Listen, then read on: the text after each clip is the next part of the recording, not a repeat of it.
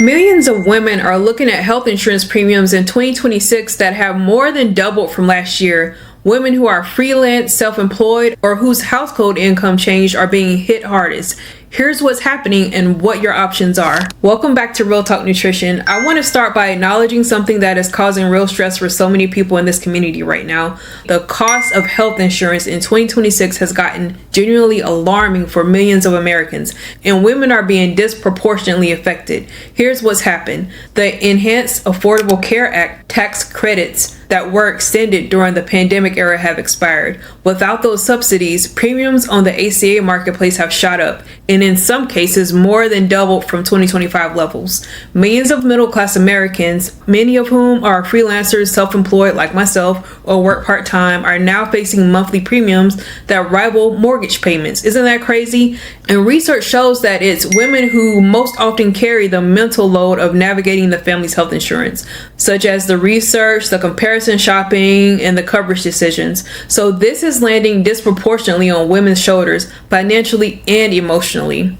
So what can you actually do, right? Here are some practical options. The first option is check your eligibility for Medicaid. With premium increases, more people may now qualify for Medicaid based on income thresholds. Even if you didn't qualify before, it's definitely worth rechecking. And option number 2, look at short-term health plans, but with your eyes open. These can be cheaper, but they often have significant coverage gaps, including for pre-existing conditions and maternity care. Know exactly what you're getting.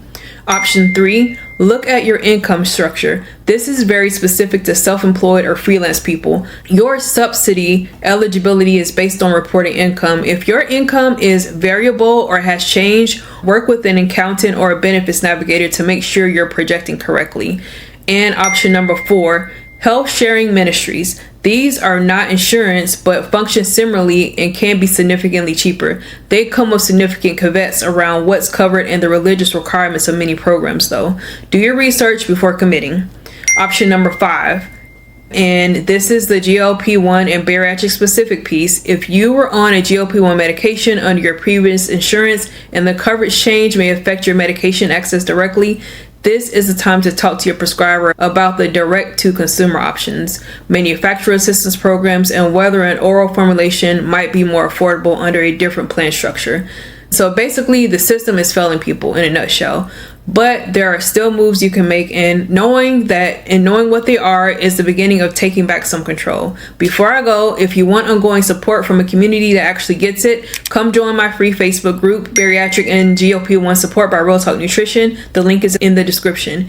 And if you're ready to go deeper, I have a monthly group coaching membership called the Real Talk Continuum. It's where we do the real work together. Details are also in the description below. If this video was helpful for you, even in the slightest, please do subscribe and hit the notification bell so that you never miss an episode. I post new content regularly and I don't want you to miss it. All right, till next time, thank you so much for watching. Bye.